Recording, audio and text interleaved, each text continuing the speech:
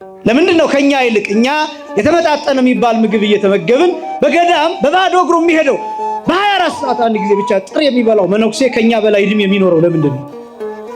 ብርቱ የሚሆነው ጠንካራ የሚሆነው ኃይለኛ የሚሆነው በእግሩ ብዙ የሚጓዘው ብዙ ሸክም ተሸክሞ ለዛው ተራራ የሚወጣው ገደል የሚወጣው የሚወረወረው መንፈሳዊነቱ ብቻ እንዳይመስላችሁ አመጋገቡ ትህርምቱ አያግበሰብስም። የሚጠጣውን ውሃ ጥርኝ ውሃ እፍኝ ውሃ አስቀድሞ የእግዚአብሔርን ስም ይጠራበታል ኃይል ይሆነው። ብዙ ወጣቶች ቤተክርስቲያኒቱ እናንተ እንድትዋጃችሁ ትፈልጋላችሁ። ይቺ ቤተክርስቲያን ወጣቶችን አትዋጅም ማለት ግን አይደለም። ግን ይቺ ቤተክርስቲያን ወጣቶችን ብቻ ተከትላ ለወጣቶች ብቻ ብትሰራ ትወድቅ። ጨዋታ ስክሪን ላይ መታየት አለበት ብቻ ነው ያልኩት። አያችሁ፣ ይቺ ቤተክርስቲያን ወጣቶችን ብቻ መዋጃት አለበት። ለወጣቶች ብቻ በጣም ብዙ ሰው የሚለው ቤተክርስቲያኒቷ ወጣቱን አትዋጅም ለወጣቱ አትሆንም። ይኸውልህ አንተን የምትከተል ከሆነ ቤተክርስቲያኒቷን በአካል አታገኛትም። ቲክቶክ ውስጥ ብቻ ተወስና ታገኛታለህ። እንስለት ዘንድ እናመልከው ዘንድ እንገዛለት ዘንድ እናመሰግነው ዘንድ የፈጠረን አምላካችን እግዚአብሔር የባህሪ ምስጋና ለእርሱ ይሁን። ስብሐት ለማርያም እማ አምላክ እግዝእትነ መድኃኒታችን መመኪያችን ለምትሆን ለእናታችን ለንጽሕት ቅድስት ድንግል ማርያምም የጸጋ ምስጋና ለእርሷ ይሁን። ስብሐት ለመስቀለ ክርስቶስ ዕፀ መድኃኒት ኃይልነ ወፀወንነ ኃይላችን አምባችን መጠጊያችን ጋሻችን ለሚሆን በቀራንዮ ለተተከለ መድኃኒት ለሚባል ለክርስቶስ መስቀልም የጸጋ ምስጋና ለእርሱ ይሁን። ክቡራን አባቶች አበው መነኮሳት፣ ክቡራን መምህራነ ወንጌል፣ ክቡራን የደብሩ አገልጋዮች ሊቃውንተ ቤተክርስቲያን ያሬዳውያን፣ ክቡራን አባቶች መነኮሳትና ቀሳውስት፣ ክቡራን ወንድሞች ዲያቆናት፣ ክቡራን ዘማሪያን፣ ክቡራን የሰንበት ትምህርት ቤት መዘምራን፣ ክቡራን የእግዚአብሔር ልጆች አባቶች፣ እናቶች፣ ወንድሞችና እህቶች እንዲሁም ሕፃናት ሁላችሁም በልዑል እግዚአብሔር ስም እንደምን ዋላችሁ? እንደምን አመሻችሁ? አምላካችን እግዚአብሔር በዚህ ዕለት በዚህ ሰዓት በዚህ ቅዱስ ቦታ ተገኝተን ቅዱስና ሕያው ዘላለማዊ የሆነውን ቃሉን እንድንሰማ ስለፈቀደልን ስሙ ለዘላለም የከበረ የተመሰገነ ይሁን። የሊቃውንት አምላክ የምስጢር ባለቤት የቅዱሳን ፈጣሪ አባቶቻችን አምላክ እግዚአብሔር በመካከላችን ተገኝቶ ምስጢርን ጥበብን እንዲገልጥልን የእርሱ ቅዱስ ፈቃድ ይሆንልን። ለተወሰኑ ደቂቃዎች የምንማማርበት የትምህርት ርዕስ አስተምህሮ በሚል ርዕስ ይሆናል። ይህንን በተደጋጋሚ ሰምታችሁት እንደሚሆን እገምታለሁ። አሁን ያለንበት ወቅት ስለሆነና በአጭር ደቂቃ ለማጠናቀቅ እንዲመቸኝ ነው ይህንን ርዕስ የመረጥኩት። እንደሚታወቀው ከህዳር 6 ጀምሮ አስተምህሮ ተብሎ ይጠራል። ከዚያ በፊት ከመስከረም 26 ጀምሮ እስከ ህዳር 5 ድረስ ያለው ጊዜ ዘመነ ጽጌ፣ መዋዕለ ጽጌ፣ ወርሃ ጽጌ እየተባለ ያው የበረቱት በጾም ሌሎቹ ደግሞ በምስጋና በማህሌት ስናመሰግን ስናከብር ቆይተናል። ህዳር 6 በተለየ ስያሜው ዕለቱ ብቻውን ተለይቶ ቁስቋም ብሎ ይጠራል። በወቅትነት ሲጠቀለል ግን ከህዳር 6 ጀምሮ መጨረሻው እንደየ ዓመቱ ይለያያል። እስከ ታኅሳስ 11 ድረስ አስተምህሮ ተብሎ ይጠራል። አስተምህሮ የሚለው ሁለት ትርጉም ያለው ነው። የመጀመሪያው በሀሌታ ውሃ ሲጻፍና ሁለተኛ ደግሞ በሐመር ውሃ ሲጻፍ ትርጉሞቹ ሐሳቦቹ የተለያዩ ናቸው። ይቺ ኦርቶዶክሳዊት ቤተክርስቲያን ሀብታም ስለሆነች የምስጢር ግምጃ ቤት ትርጉም አላቸው፣ ይተረጎማሉ፣ ይተነተናሉ።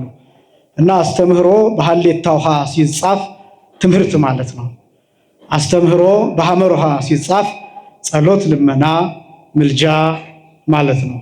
እና ይሄ ከህዳር 6 ጀምሮ በዘንድሮ አቆጣጠር እስከ ታኅሳስ 11 ድረስ ያለው ጊዜ አስተምህሮ የሚባለው በሐመር ውሃ የሚጻፍ ነው።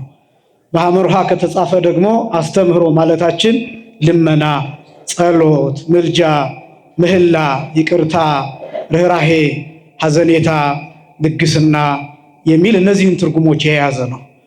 አስተምህሮ በዚች ቤተክርስቲያን የአገልግሎት ስርዓት መሰረት በዓመት 4 ጊዜ በትንሹ በዓመት 4 ጊዜ አስተምህሮ ይደረጋል።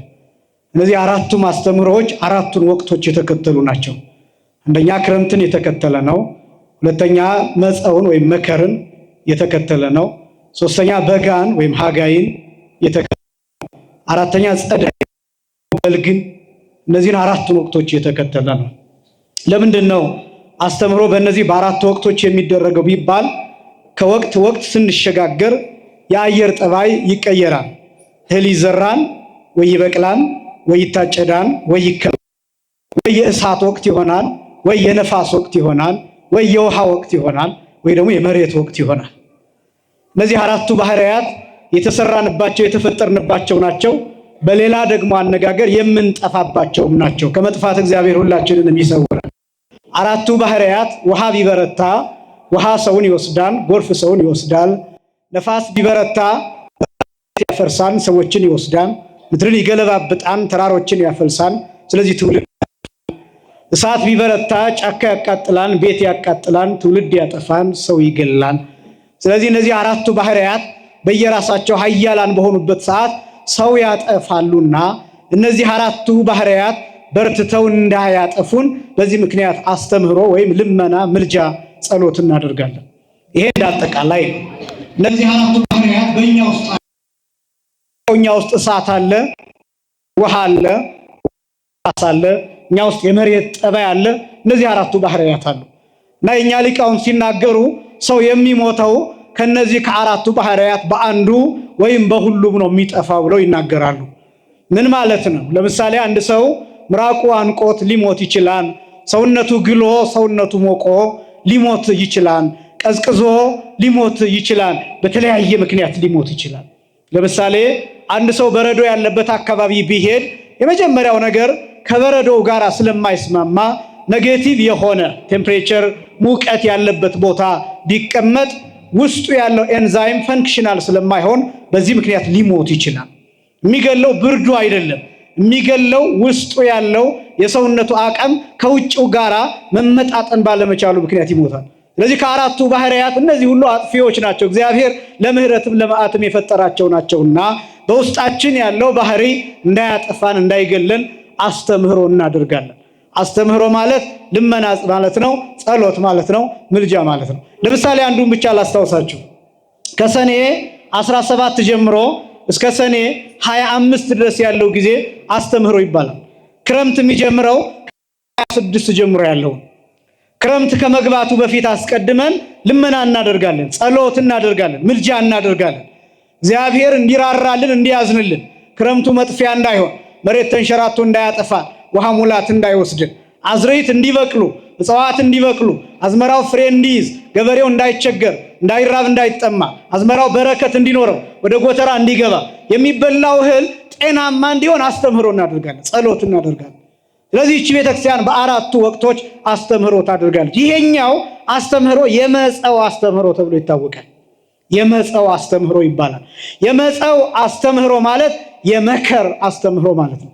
ለምንድን ነው የመከር አስተምህሮ ተብሎ የተጠራው ቢባል ይህ ሰዓት በገጠሪቱ ክፍል አዝመራው የሚሰበሰብበት ጊዜ፣ እህል ፍሬ ወደ ጎተራ የሚገባበት ጊዜ ነው። በብዛት የሚጸለየው ጸሎት ጊዜ፣ በጣም ረጅሙ የሚባለው የአስተምህሮ ጊዜ ይሄ ጊዜ ነው። ለምንድን ነው በዚህ ጊዜ ረጅም የሆነው የአስተምህሮ ጊዜ ቢባል የምንመገበው ምግብ፣ የሚሰበሰበው እህል፣ ወደ ጎተራ የሚገባው ፍሬ ኃይልና ብርታት እንዲሆን፣ ትውልድ የሚገል ትውልድ የሚያልፈሰፍስ እንዳይሆን፣ ሕፃናትን የሚያልፈሰፍስ እንዳይሆን፣ ሽማግሎችን የሚያደክም እንዳይሆን፣ አቅም የሚሰጥ እንዲሆን በዚህ ምክንያት ቤተክርስቲያን አብዝታ ትጸልያለች። እንደምታውቁት እህል ኃይሉ ያበረታል።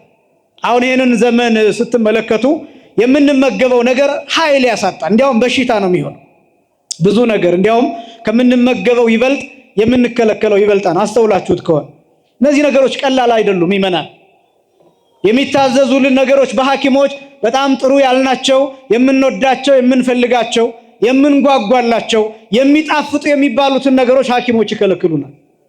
እኛ በህብረት በደቦ የምንበላቸው፣ በፍቅር የምንበላቸው ነገሮች በሽታ ነው የሚሆኑት በጣም ብዙዎቹ።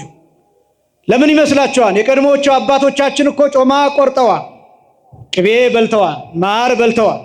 ነገር ግን እነሱ ረጅም ዓመት ኖረዋል።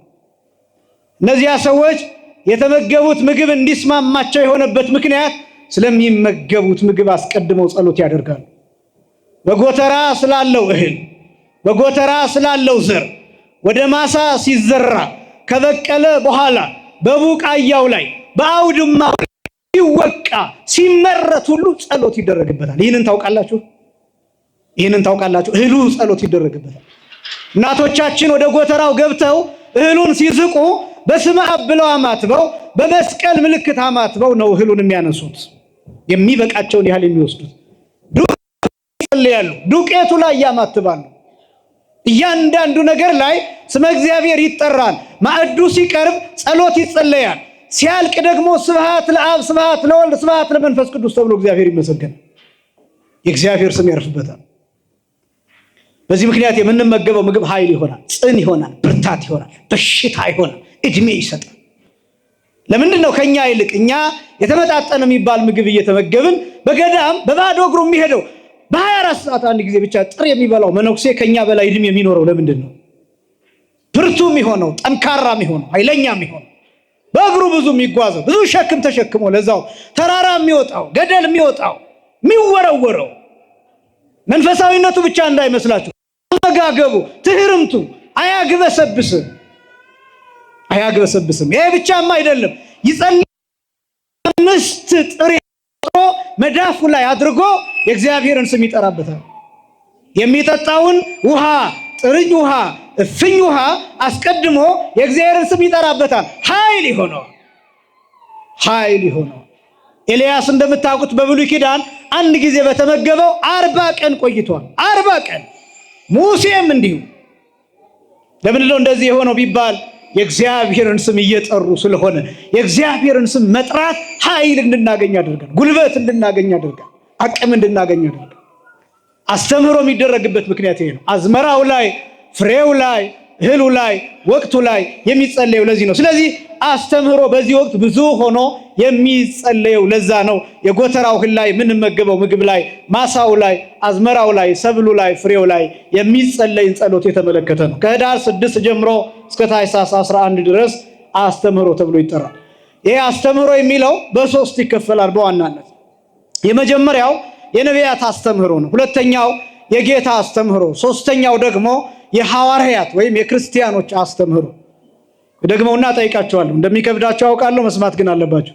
የመጀመሪያው የነቢያት አስተምህሮ፣ ሁለተኛው የጌታ አስተምህሮ፣ ሶስተኛው የሐዋርያት አስተምህሮ። የመጀመሪያው የማን አስተምህሮ አልኳችሁ?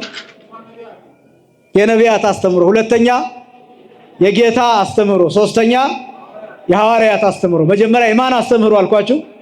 የነቢያት፣ ሁለተኛ የጌታ፣ ሶስተኛ። እነዚህ በ3 ይከፈላል። የነቢያት አስተምህሮ ዓላማዎቹን ብቻ ነው የምነግራችሁ። የነቢያት አስተምህሮ የነቢያት ልመና፣ የነቢያት ጸሎት፣ የነቢያት ርኅራኄ፣ የነቢያት ልግስና፣ የነቢያት ሐዘኔታ፣ የነቢያት ምልጃ ማለት ነው። የነቢያት አስተብቆት ማለት ነው። የነቢያት በእግዚአብሔር ፊት መቆም ዓላማው ምንድን ነው? ከዛ ቀጥሎ ደግሞ የጌታ ጸሎት ዓላማው ምንድን ነው? ከዚያ ቀጥሎ ደግሞ የሐዋርያት ወይም የክርስቲያኖች አጠቃላይ አስተምህሮ ምልጃ ዓላማው ምንድን ነው? ይሄን ማሳየት ነው። ለምን ነው እንደዚህ አይነት ነገሮችን ማሳየት የሚያስፈልገው ቢባል ቤተክርስቲያን እያንዳንዱ ነገር የምታደርገው በምክንያት ነው።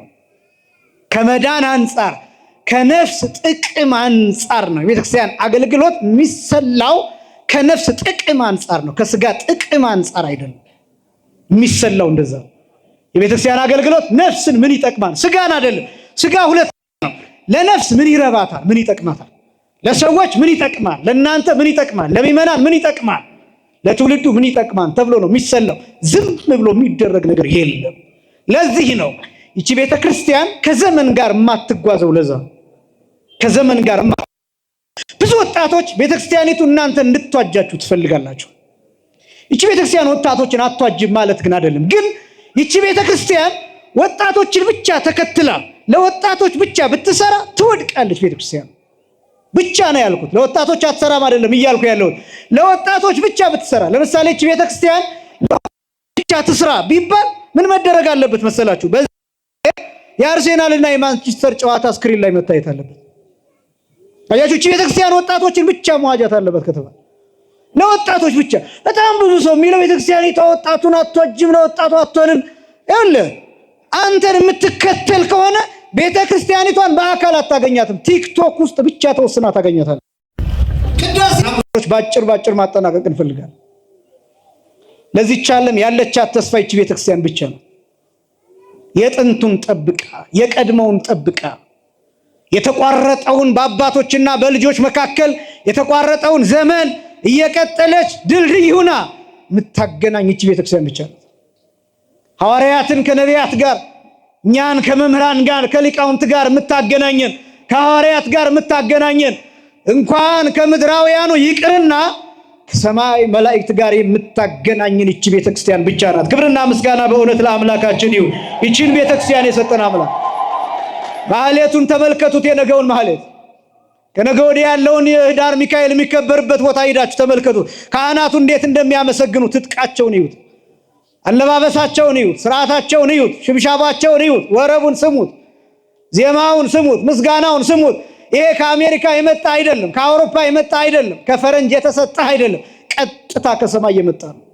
ቀጥታ ከነ ቅዱስ ሚካኤል ከነ ቅዱስ ገብርኤል የተገኘ በቀጥታ መላእክት ራሳቸው መጥተው የሚሳተፉበት የምስጋና ስርዓት።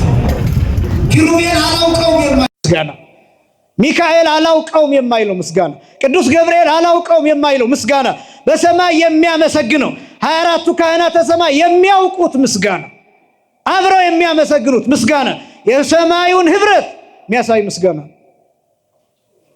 እንኳን ምድራውያን ይቅርና ሰማያውያን የሚሳተፉበት አገልግሎት ነው ያለው። ዝም ብሎ ተራ አይደለም። ለዚህ ነው ሌሎቹ ጋር ስታዩት የማያምረው። መቋሚያውንና ጸናጽሩን ለመጠቀም ይሞክራሉ። እዩዋቸው እንዴት እብድ እንደሚመስሉ። ምክንያቱም ይህች ቤተክርስቲያን ናት በባለቤትነት የተቀበለችው። ቅዱስ ያሬድን መምሰል ይጠይቃል። ቅዱስ ያሬድን ማክበር ይፈልጋል። እና ይህች ቤተክርስቲያን ድልድይ ሆና እንኳን ከምድራውያን ጋር ይቅርና ከሰማያውያን ጋር ታገናኛለች። በዚህ ምክንያት የነቢያትን የሐዋርያትን የሊቃውንትን እያለች የምታስተምረው ለዚህ ነው። የነቢያት አስተምሮ የነቢያት ልመና የሚባለው ምንድን ነው ይባል? ክርስቶስን መጠበቅ ነው። በቃ ይሄ ብቻ ነው። የነቢያት ህልም ይሄ ነው። የነቢያት ራእይ ይሄ ነው። የነቢያት ፍላጎት ይሄ ነው። የነቢያት ሱባኤ ይሄ ብቻ ነው። የነቢያት ተስፋ ይሄ ብቻ ነው። መናፈቅ መቼ ነው የሚመጣው? መስቀል ላይ ስጋ የሚቆርሰው ደም የሚያፈሰው ራቁቱን የሚሰቅለው አንዳንዶቹ የነቢያት የአንዳንዶቹ ፍላጎታቸው ክርስቶስን ከመናፈቃቸው የተነሳ ለአንዳንዶቹ ተሰቅሎ ታይቷቸዋል ክርስቶስ። ለምሳሌ እንደ ኤርምያስ ላሉ ያው ነብዩ ኤርምያስ ክርስቶስን ተሰቅሎ አይቶት 3 ቀን ሬሳ ሆኖ 3 ቀን ሙቷል። ሙቷን ስላችሁ ነፍሱ ከስጋው ተለይቶ አይደለም። ነፍሱ ከስጋው ጋር ሆና ስጋው ለ3 ቀናት የማይንቀሳቀስ ሬሳ ሆኖ ማይናገር ማይጋገር ሆኖ ለ3 ቀናት በድን ሆኖ ቆይቷል። እና 3 ቀን ሲቆይባቸው ደቀ ይዘውት ሊሄዱ ሲሉ ይትቀብረው ወስማሃለው ነፍሱ እንዳትቀብሩት ነፍሱ አለች የሚል ድምጽ ከአካሉ ተሰማ። ከዛ ሲነቃ ጠየቁት። ምን አይተህ ነው አሉት።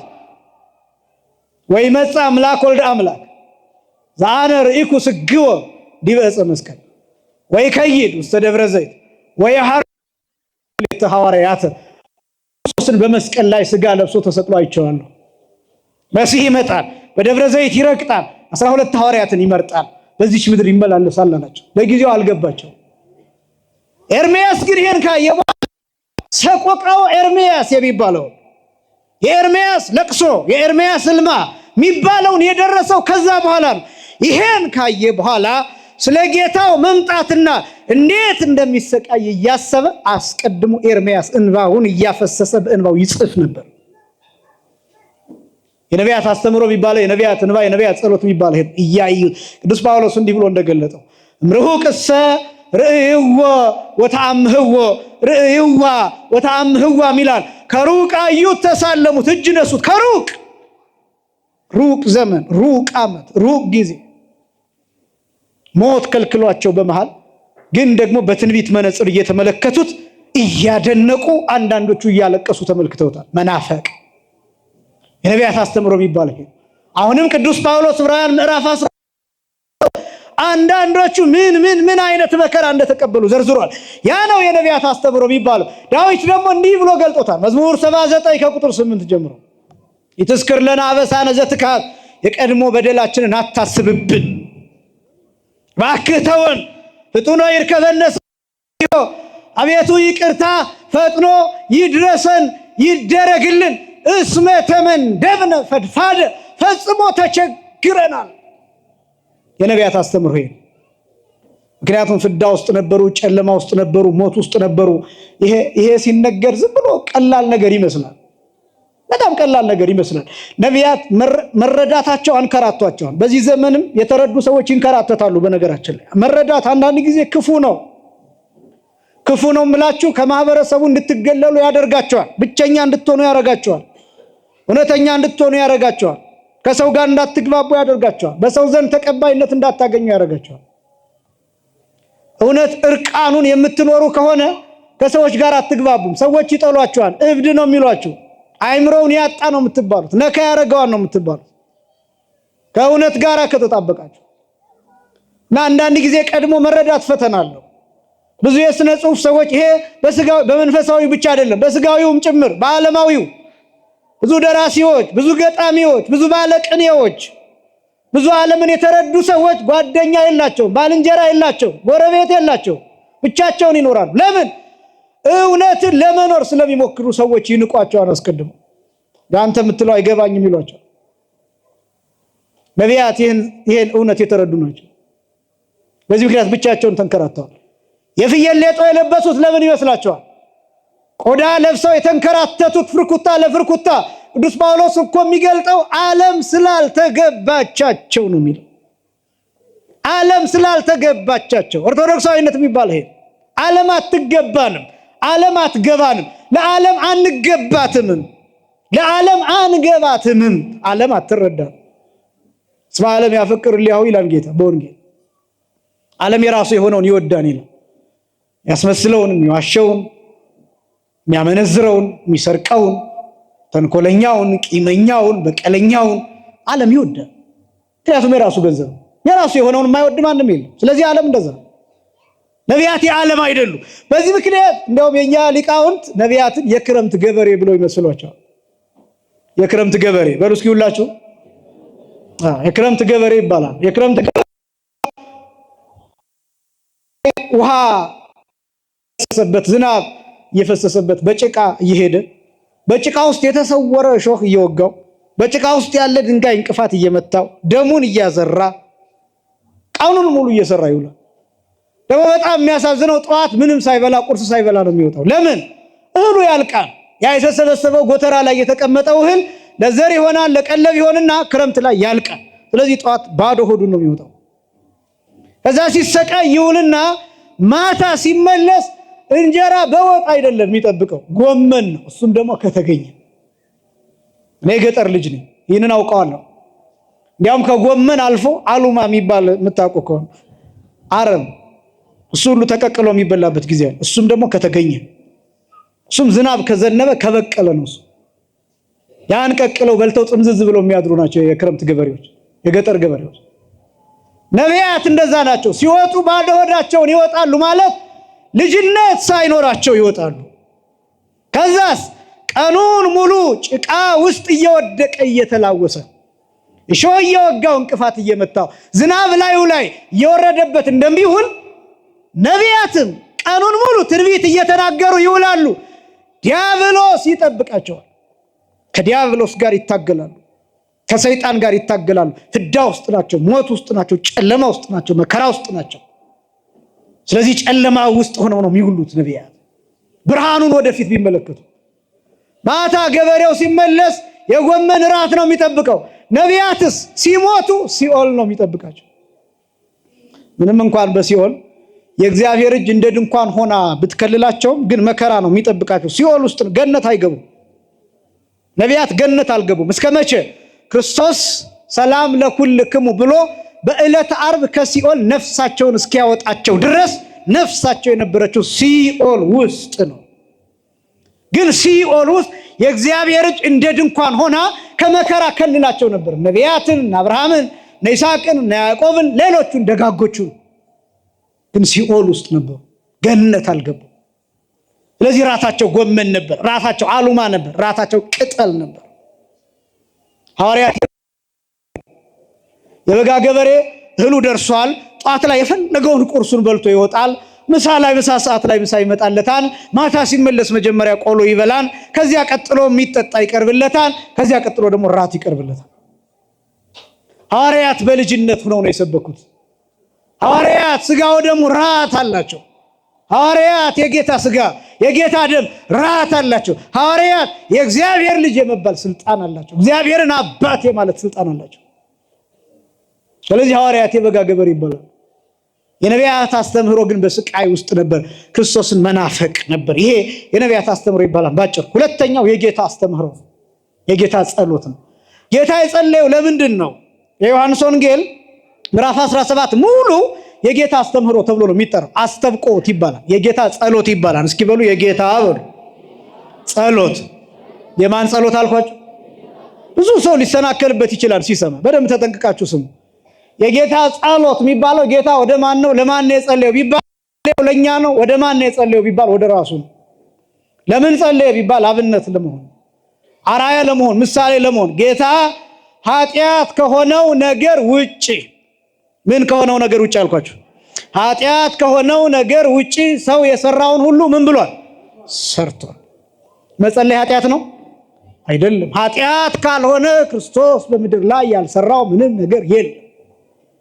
የኛ ሊቃውንት የሚያስቀምጧቸው ወሆሮን እግዚእ ለሐምስ ግብራት የሚባሉ 5 ነገሮች ነው ጌታ ያደረጋቸው።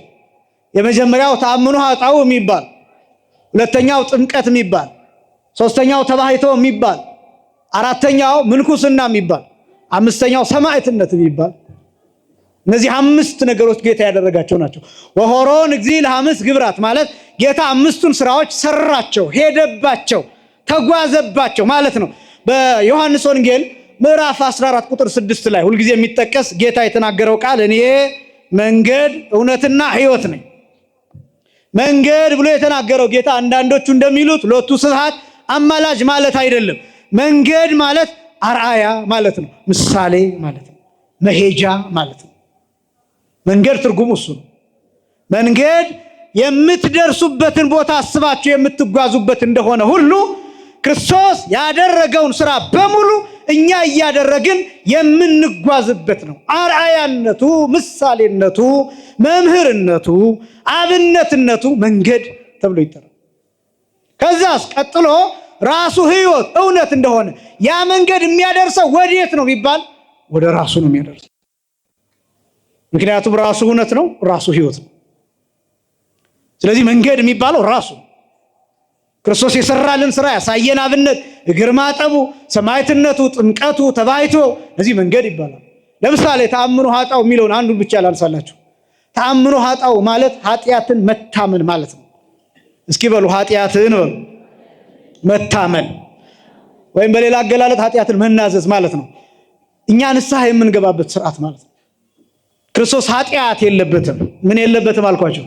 ኃጢአት የለበትም። ግን በካህኑ በሌዋዊው በዘካርያስ ልጅ በዮሐንስ መጥምቅ ፊት ክርስቶስ ምን ሆኖ እንደቀረበ ታውቃላችሁ?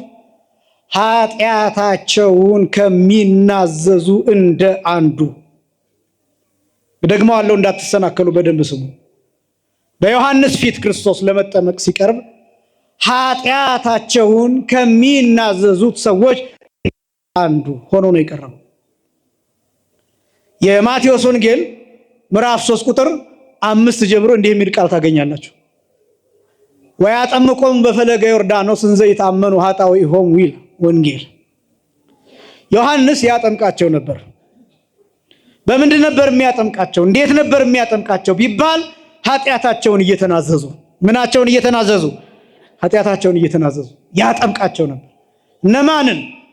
አይሁዳውያንን፣ ፈሪሳውያንን፣ ጸሐፍትን፣ ፈቃደኞች የሆኑትን ሰዱቃውያንን፣ እነዚህን በሙሉ ኃጢአታቸውን እየተናገሩ የፈለጉትን ሰዎች፣ ፈቃደኛ የሆኑትን ሰዎች ያጠምቃቸው ነበር። ኃጢአታቸውን እየተናገሩ።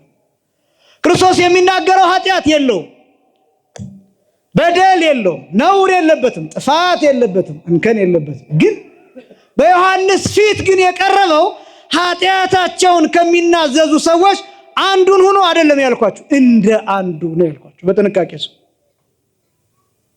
ተጨነቀው። ይሄ ለምሳሌ ዮሐንስ ሲጠይቅ አንተ ወደ እኔ ትመጣ ዘንድ እንዴት ይሆናል? እኔ ወደ አንተ ልመጣ ይገባል እንጂ። አንተ በእኔ ልትጠመቅ እንዴት ይሆናል? እኔ በአንተ ልትጠመቅ ይገባል እንጂ። እንዲህ አይነት ጥያቄዎችን ያቀረበው ዮሐንስ ለዚያ ዮሐንስ ብቻ አይደለም። በነገራችን ላይ በጥምቀት ሁል ጊዜ እንደሚነገረው ዮርዳኖስ ፈራች፣ ሸሸች፣ ባህር ሸሸች፣ ወደኋላ ተመለሰች ሚሉ ቃላትን ትሰማላችሁ። ናልባ አምላክ ዳዊት ይጠይቃል፣ ምን ተኮንኪ ባህር ይዘጎየኪ ወአንተኒ ዮርዳኖስ ዘገባይ ከደረከ አድባር ዘአንፈራስክሙ ከመሃራጊት። አንቺ ባህር ምን ሆነሽ ነሽ የሸሸሽው? ዮርዳኖስ ለምንድን ነው ወደኋላሽ የተመለስሽው? ተራሮቹ ለምንድን ነው የዘለላችሁት፣ የተሸበራችሁት፣ የደነገጣችሁት ብሎ ይጠይቃል። መልሱ ምን እንደሆነ ታውቃላችሁ? ባህር ለምን ሸሸ ቢባል ጌታ ኃጢአት የለበትም፣ ግን እንደ አንድ ኃጢአተኛ ሰው መስሎ ነው የተገለጠው። ስለዚህ ባህርን አስጨንቋታል። ኤልያስ በዛ ቦታ ተሻግሯል። ኤልሳ በዛ ቦታ ተመላልሷል። ኢያሱ በዛ ቦታ ሂዷል። ሌሎቹም ቅዱሳን ነቢያት በዮርዳኖስ በረሃ ተንከራተዋል። መልከጼዴቅ ለዘመናት ታብሶ አለባቸው። መርገመ ሥጋ መርገመ ነፍስ አለባቸው። መልከጼዴቅም፣ ኤልያስም፣ ኤልሳዕም ሌሎቹ ከእመቤታችንና ከጌታ በስተቀር። ክርስቶስ ጻድቅ ሆኖ ንጹሕ ሆኖ በዚያ ቦታ ሲገለጥ ባህር ተጨነቀች። ምንም ኃጢአት ነውር የሌለበት ግን ደግሞ ኃጢአታቸውን ከሚናዘዙ ሰዎች እንደ አንድ ሆኖ መጣ። ምን ለመሆን ቢባል አርአያ ለመሆን፣ ምሳሌ ለመሆን፣ አብነት ለመሆን። በቃ ክርስቶስ ያደረጋቸው ነገሮች እነዚህ ናቸው። ስለዚህ ክርስቶስ የጸለየው ለዚያ ነው። ሐሙስ ማታ፣ በተለይ ሐሙስ ማታ የሉቃስ ወንጌል ምዕራፍ 22 ከቁጥር 40 ጀምሮ ብትመለከቱ ወአውተረ ጸልዮ ይላል። መላልሶ ጸለየ ይላል። መላልሶ ጸለየ፣ ፈራ። ወኮነ ሀፉ ከመነጸፍጻፈ ደም ዘይወርድ ዲበ ምድር፣ ወዙሁ ላቡ መሬት ላይ እንደሚንጠባጠብ ደም ነበረ። ወታተተ እምኔሆሙ መጠነ ሙጋራ አሐቲ እብን፣ ድንጋይ ተወርውሮ የሚደርስበትን ያህል ርቀት ከሐዋርያት እልፍ ብሎ ጸለየ። 3 ጊዜ ተመላልሶ ጸለየ። አባት ሆይ ብትወድስ ይህች ጽዋ ከኔ ትለፍ ብሎ ይችን ቃል ብቻ 3 ጊዜ ጸለየ። ይሄ የጌታ አስተምህሮ ይባላል። በጣም ብዙ ትንታኔ ያለው ይሄ የጌታ ጸሎት ተብሎ ይጠራል። ለምን የሆነ ነው ቢባል ለአርአያነት፣ ለምሳሌነት፣ ለአብነትነት የቀረበ ጸሎት ነው አንደኛ። ሁለተኛ ደግሞ ጸሎቱ ምን የሚሆን ነው ቢባል መስዋዕት ሆኖ የቀረበ ነው። በደንብ ስሙኝ፣ አጠቃልላለሁ። መስዋዕት ሆኖ የቀረበ ነው። የጌታ ጸሎት ልክ እንደ በግና እንደ ላም እንደ ጊደር እንደዚያ በእግዚአብሔር አብ ፊት በራሱ በእግዚአብሔር ወልድ በእግዚአብሔርነቱ ፊት በባህሪ ሕይወቱ በመንፈስ ቅዱስ ፊት የታረደ በግ ነው። የጌታ ጸሎት መስዋዕት ነው። እንዳልኳችሁ እንደሚከብዳችሁ አውቃለሁ፣ መስማት ግን አለባችሁ። የብሉይ ኪዳኑ ሊቀ ካህናት በግ ይዞ ይቀርባል እና መስዋዕቱን ከማቅረቡ አስቀድሞ ስለ ራሱ ይጸልያል። ከዚያ በኋላ ስለ ሕዝቡ ይጸልያል። የብሉይ ኪዳኑ ሊቀ ካህናት የሚያደርገው ስርዓት ይህ ስርዓት ነው። የብሉይ ኪዳኑ ሊቀ ካህናት ወደ ቅድስተ ቅዱሳን የሚገባው በዓመት አንድ ጊዜ ነው። ሁልጊዜ እንደምትሰሙ ሲገባ ገመድ ታስሮበት ነው እግሩ ላይ ወደ ቅድስተ ቅዱሳን የሚገባው። ምክንያቱም ከሞተ ማንም ገብቶ አይጠይቀውም፣ ማንም ገብቶም አያወጣው። ስለዚህ ገመድ እግሩ ላይ ይታሰርበትና ወደ ቅድስተ ቅዱሳኑ ይገባል። ረጅም ሰዓት ከተለመደው የጸሎት ሰዓት ረጅም ሰዓት ከቆየ ገመዱን ይስቡታል። ሰውየው መኖሩን በሕይወት ካለ አለሁኝ ይላል፣ ከሌለ ግን ሙቶ ይወጣል፣ ሬሳው ይጎተታል። ቅድስተ ቅዱሳኑ የከበረ ቦታ እና ሊቀ ካህናቱ እንዳይቀሰፍ እንዳይሞት አስቀድሞ ስለ ራሱ ይጸልያል። ከጸለየ በኋላስ የያዘውን ደም ስለ ራሱ ፋንታ መንበሩ ላይ ይረጫል። የኪሩቤሉ የስርየት መክደኛው ላይ እዚያ ላይ ይረጫል። ከዚያ በኋላ ስለ ሕዝቡ ይጸልያል። ከዚያ ስለ ሕዝቡ ፋንታ ደሙን ይረጫል። ክርስቶስ መስቀል ላይ ሊቀ ካህናት ሆኖ መስቀል ላይ አገልግሏል። ልብ በሉ። ሊቀ ካህናት የሚለው ትርጓሜ ሌሎች እንደሚሉት አሁን በሰማይ መቅደስ የሚያገለግል አሁን የሚፈርጥ የሚነሳ የሚወድቅ የሚነሳ የሚማልድ ማለት አይደለም። የሚለምን ማለት አይደለም። ሊቀ ካህናት ማለት የካህናት አለቃ ማለት ነው። የካህናት መሪ ማለት ነው። የካህናት አዛዥ ማለት ነው። በሁለት ነገር፣ አንደኛው ካህናትን የሚሾማቸው እሱ ስለሆነ የካህናት አለቃ ይባላል። የሚመርጣቸው እሱ ስለሆነ አንደኛው። ሁለተኛው ነው ለፓትርያርኩ አለቃው ነው ክርስቶስ። በዚህ ምክንያት ሊቀ ካህናት ይባላል። አስቀድሞ ለዚህ አምሳል መርገፍ የሚሆነውን መስዋዕቱን ከእንባ ጋር ክርስቶስ ሐሙስ ምሽት አቀረበው። ክብርና ምስጋና ለስም አጠራሩ ይሁን፣ አመስግኑ። ይሄ የጌታ አስተምህሮ ይባላል። ሶስተኛው የሐዋርያት አጠቃላይ ክርስቲያኖች ሁሉ አስተምህሮ የሚባለው ይሄ ባጭሩ ለማስቀመጥ ጸሎት ማለት ነው። ጸሎት መጸለይ ማለት ከእግዚአብሔር ጋር መነጋገር ማለት ነው። በብዙ አይነት መልኩ ሊተረጎም ይችላል አስተምህሮ። አንደኛው በህብረት የሚደረገው ለምሳሌ ማህሌቱ፣ የሰዓታቱ፣ የቅዳሴው እነዚህ በሙሉ አስተምህሮዎች ናቸው። አስተምህሮተው ልመና፣ ጸሎት፣ ምልጃ እየተባለ ነው የሚጠራው። በቅዳሴው ሰዓት እንደምታስታውሱት በእንተ ቅድሳት ሲነበብ ስለ አዝርዕት፣ ስለ አትክልት፣ ስለ እጽዋት ሌላው ቀርቶ የወንዙን ውሃ ሙላልን ብላ ትለምናለች። እቺ ቤተክርስቲያን የወንዙን ውሃ ምን በልልን። አሁን እንደው ይሄ ጸሎት ባይሰምር ኖሮ አባይን መገደብ ይቻላል? ይችን ቤተክርስቲያን ግን ተረድታችሁ አታውቋታላችሁ? የወንዙን ውሃ ምላልን ማለት እኮ ይሄን መብራት ስጠን። በተዘዋዋሪ ቤተክርስቲያኒቷ የምትለምነው ስለ ብርሃን።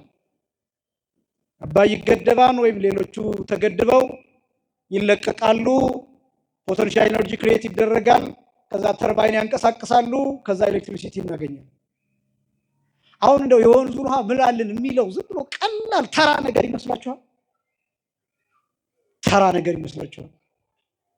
ምን ማለት እንደሆነ ታውቃላችሁ? ኤሌክትሪሲቲ ሲኖራችሁ ምግብ ታበስላላችሁ አይደለም? ኤሌክትሪሲቲ ሲኖራችሁ ብርሃን ታገኛላችሁ። ኤሌክትሪሲቲ ሲኖራችሁ ሙቀት ታገኛላችሁ። ኤሌክትሪሲቲ ሲኖራችሁ ሞባይላችሁን ቻርጅ ታደርጋላችሁ። ቴሌቪዥናችሁን ታበራላችሁ።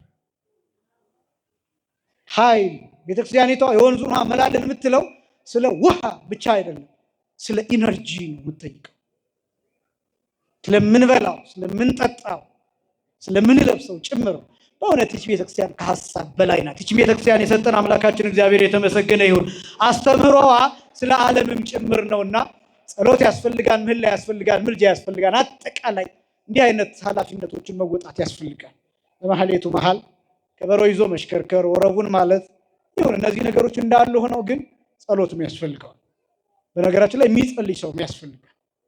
በየማህሌቱ መሃል ከልብ ይሄ ከውዳሴ ከንቱ የራቀ ከታይታ የወጣ ከዛ ያለፈ የእውነት እግዚአብሔር የሚመሰገንበት ቅዱሳን የሚጠሩበት ወደ ዘፈን የተጠጋ ያልሆነ ወደ ጭፈራና ወደ ዳንስ ወደ ዓለማዊ ሐሳብ የተጠጋ ያልሆነ ንጹሕ ጸሎት፣ ምልጃ፣ ልመና ያለበት አገልግሎት ያስፈልጋል።